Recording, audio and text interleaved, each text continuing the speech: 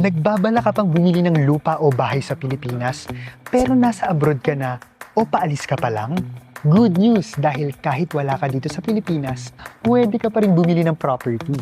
Ang sikreto? SPA or Special Power of Attorney. Gamit ito, pwede kang mag-assign ng trusted na representative mo para asikasuhin ang buong proseso para sa'yo. Anong kayang gawin ng representative mo?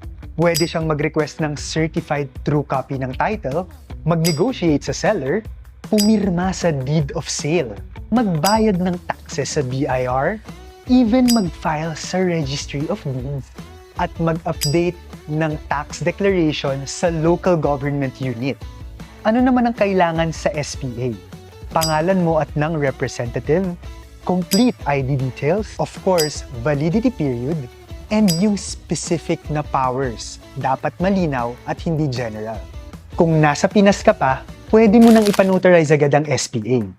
Pero kung nasa abroad ka na, pwede mong ipa-apostille or consularize ang document sa Philippine Embassy or Consulate.